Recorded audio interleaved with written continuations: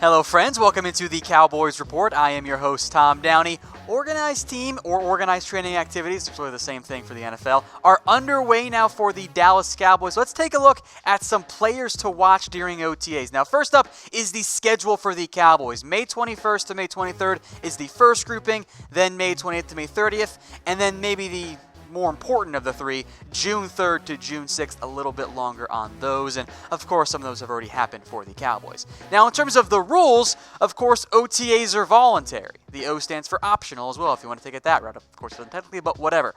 And for the most part, the Cowboys players have shown up. Now, there are a total of 10 organized team activity days there, 3 in each of the first 2 weeks, then you get 4 in that third week.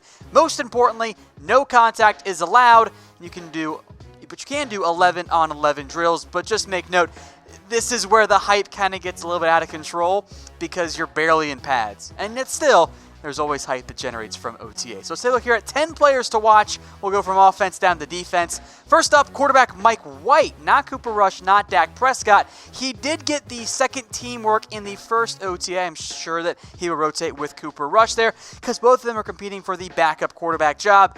And of course, if Dak Prescott goes down, season's over.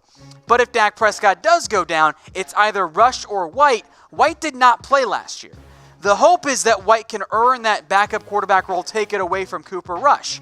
If that's the case, that's good for the Cowboys. Of course, White was a draft pick. Rush was not a draft pick. So in terms of investment, the Cowboys have devoted more to Mike White. So who do you guys want as the backup quarterback? Type R for Rush, type W for Mike White. Of course, we'll wait and see how the preseason goes. But although Rush was the backup this past year, I think there's a decent chance Mike White ends up taking away that job. Now, a player who will actually make an impact, hopefully, in 2019 is Tony Pollard. Now, I'm not going to mention every single player and, more importantly, every single rookie because, in reality, you want to watch every player in OTA, blah, blah, blah. But the Cowboys have high hopes for Tony Pollard. He offers the ground game ability, the passing game ability, and receiving game ability. And there have been some decent plays so far in OTAs. And Pollard brings a little bit more of the speed and the dynamic playmaking ability that most of the Cowboys backups haven't had. Of course, Zeke does, but it was not Rod Smith's game. Jerry Jackson barely played. And for Pollard, I want to see him be more impactful on kick returns. Of course, Tavon Austin is out right now for OTAs as he recovers from his own injury problems. That sets up well, I think, for Pollard to make a little bit bigger of an impact. So for Pollard, he is the sexier of the Cowboys' early round draft picks. I like Tristan Hill, McGovern, but those are interior linemen. Those don't bring the same intrigue necessarily that a flashy player like Pollard brings. Speaking of flashy, that was the Cowboys' signing of Randall Cobb, a more notable pickup. He's a receiver, he plays for the Packers. People have heard of Randall Cobb. That's noteworthy, I consider. Now, Cobb has already made comments about how he has a chip on his shoulder, at least according to receivers coach Sanjay Lal, who says Cobb is upset people have accused him of being washed up. I like it when my players have a chip on their shoulder. And the Cowboys are banking on Cobb to be able to step up and replace Cole Beasley. Now, I don't quite know if you're going to see Cobb have the same massive impact he had with the Green Bay Packers. The Cowboys don't throw it as much as the Packers have in recent years. Of course, Cobb was banged up. But if he stays healthy, couldn't he at least come close to replicating what Cole Beasley did? Maybe at a lesser volume because you do want to have Randall Cobb or Michael Gallup be more featured potentially, especially more on deep passes. But for the Cowboys, Cobb should be a bigger impact for them than maybe he made last year with only 38 grabs, in large part because of those injuries. So for the Cowboys, Cobb is a player to watch along with a whole bunch of other receivers, Cedric Wilson, Devin Smith, maybe Lance Lenore if you want to go that route, Allen Hurns, a bunch of guys competing for a roster spot there. But for Cobb, I went back and I looked at Cole Beasley's numbers the past 3 years. It came in around an average of 600 receiving yards. So with Beasley gone, over/under 600 for Cobb in 2019. Let me know in the comment section. Type O for over and type U for under. We'll stick with our more notable names here. Jason Witten. Now, as we mentioned earlier this week, the players and coaches are now hyping up the return of Jason Witten, saying he looks and he tested faster than he did in 2017 because even best shape of life season applies to a 37-year-old Jason Witten. But the real question for me is what amount and what level of impact does Witten have this season? Blake Jarwin, Dalton Schultz still on the roster. They're going to play a little bit. I don't think you're going to see Jason Witten play 90% plus of snaps like he has in the past, But the Cowboys have thrown out the number of, maybe it's 25, somewhere in that range, which it just feels low for me. And if the Cowboys are already mentioning how Witten is faster than he was in 2017, I kind of think you're going to see Witten continue to play a pretty big amount and pretty high volume of the snaps for the Cowboys. To the offensive line now, Connor Williams. Again, we mentioned this one earlier. I'm almost curious less of how he plays and more of where he plays. He worked at left tackle in the first OTA for the Cowboys, but he's still supposed to compete for the starting left guard role. There's Conor McGregor there. There's Xavier Su'a-Filo there.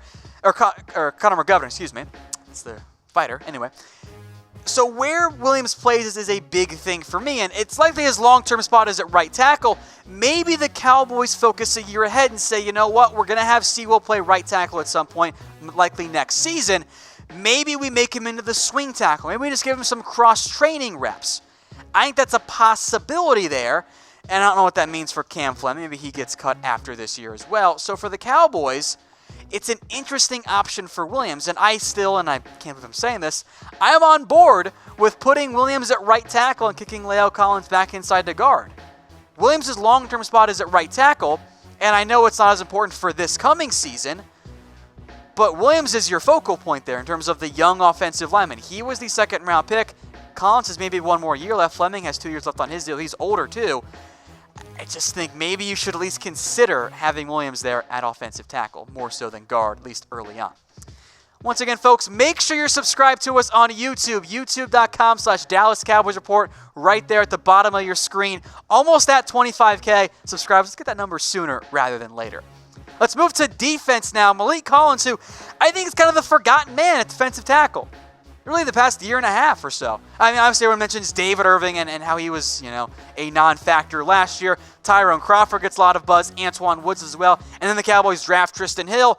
But let's not forget about Maliek Collins. Injuries have been a big problem for him, but he had that good first year, regressed in his second year, and was okay in his third year. But he was the one working with the first team unit. The Cowboys coaching staff knows him better than they know Tristan Hill because Collins has been there, obviously. With Crawford banged up, that does set up Collins to maybe be your true three-technique starter. Of course, we'll see Crawford play DE and DT, I think, again this year. And then, of course, long-term, how long can Collins hold off Tristan Hill? Hill is the focal point long-term for that Cowboys defensive line. He's going to play as well. Does Collins still retain that starting snap volume, or does he get pushed further down the depth chart in the offseason, the preseason, and during the regular season? Defensive end Dorance Armstrong next up. Again, OTAs, there's no Taco Charlton. He's been banged up early coming off his shoulder surgery. There's no DeMarcus Lawrence. That actually helps out Dorance Armstrong. He has the most experience of those other guys. Yes, there's Kerry Hyder there too, but Armstrong has been with the team for a year. And with no Lawrence, no Crawford, that bumps up, and no Charlton either, all three of those guys coming off injuries, that helps out Armstrong quite a bit. Of course, Crawford's going to be fine. They're all going to be fine. Hyder is there as well, but between that Armstrong-Jackson-Jelks trio, Armstrong gets the first reps, at least for now. And for Armstrong, look, he's not guaranteed a roster spot at this point. With only half a sack last year, the Cowboys have tremendous depth on the defensive line and at defensive end. Armstrong needs to prove himself this year. Now, in most cases, your fourth-round pick has more than just a year before all of a sudden he has to fight for a roster spot. That's not the case this year for the Dallas Cowboys.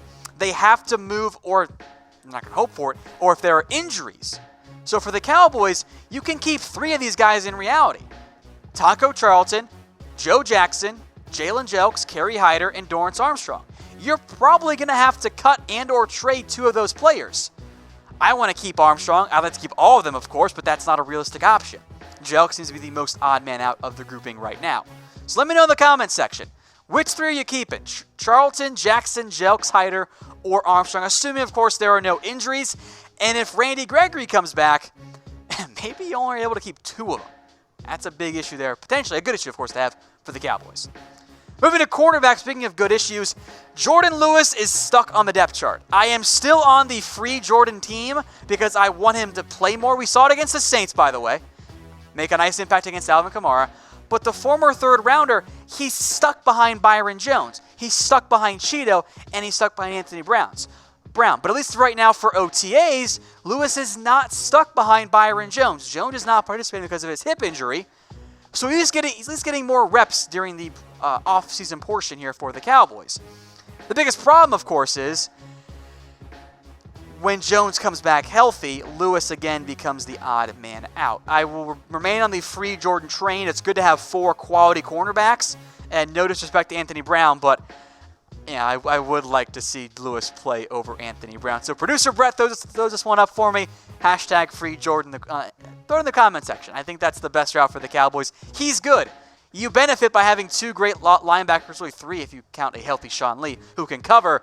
But I would like to see more Jordan Lewis on the field and not as the jet sweep guy on offense. Let's move to safety, George Iloka. Really take your pick here of Iloka, Heath, Kevon Frazier, even Donovan Wilson too. It is going to be a battle for that strong safety starting spot. Iloka is not locked in by any means. Heck, he's battling for a roster spot because if he isn't the starter and Kevon Frazier and or Wilson impress, maybe you don't bother bringing Iloka to the roster. Of course, I think he makes the team, but it is a possibility there for the Cowboys. So I want to see how he develops and adjusts to the new defense. Of course, he played for Minnesota and the Bengals last year. Didn't play a whole lot. He was the free agent safety the Cowboys signed, not Eric Berry, not Trey Boston, not those other players. They went with George. See if he can make a big-time impact for the Cowboys. One last, well, he's not even a player, really. Coach here is my final and 10th player to watch. That is Kellen Moore, the Cowboys offensive coordinator. Of course, he's installing the offense now. And in reality for the Cowboys, in terms of the changes that they've made, be it coaching staff or player-wise, does anyone have higher expectations and pressure than Kellen Moore? The Cowboys claim the offense is going to look different, and the pieces, I think, are there if everyone's healthy, of course. But they struggled last year, and a lot of that was Linehan not being willing to make changes and being too stubborn. Here's what Dak Prescott had to say. He says that there aren't going to be a ton of new offensive plays, but it will be presented in a different way. It's going to look different at the start, and that's important. Now, I am on board with this. The offense playbook is not bad. We've seen it work in recent years. But the Cowboys need to add some new, I'll call them wrinkles, per se. And you probably want some new plays as well. And all 5 of these things, by the way, as producer Brett joked before the show, these are all things other NFL teams do. Utilize more pre-snap motion, which I think is what Dak's referring to the most there. And I want all of the play action. Now, I want to be clear here. What I'm worried you heard me say is that I said I want a lot of play action. I want all of the play action for the Dallas Cowboys. If they don't rank first in the NFL in number of play action plays run, something went wrong. With the best ground game, you should rank number 1 in play action. It's easy. It works well in the NFL. I also want more crossing routes. Those are simple plays that work really well. Spread the defense out, and of course, let's use Dak's legs in the red zone. All things the Cowboys have in the playbook. And they just haven't always used it properly. Hopefully, Kellen Moore can this year. I went through my changes and concepts, or whatever you want to call it there. But what do you guys want? Let me know in the comment section what changes you guys want to see on offense. I really want to see that motion, the crossing patterns, simple stuff that is also highly effective in today's NFL. We'll recap here as well my players and I guess the one coach to watch in OTAs. Mike White, Tony Pollard, Randall Cobb, Jason Witten, Connor Williams, and then on defense, Malik Collins, Dorance Armstrong, Jordan Lewis, hashtag free Jordan, George Iloka, and finally offensive coordinator Kellen Moore. Hey Cowboys fans, thanks for watching the Cowboys Report. If you haven't already, click right here to subscribe to our channel for all the best Cowboys coverage on the internet. That's news, rumors, highlights, mailbags, film studies, and a whole lot more. And I'm making your lives a little bit easier as well with the next Cowboys Report video right here.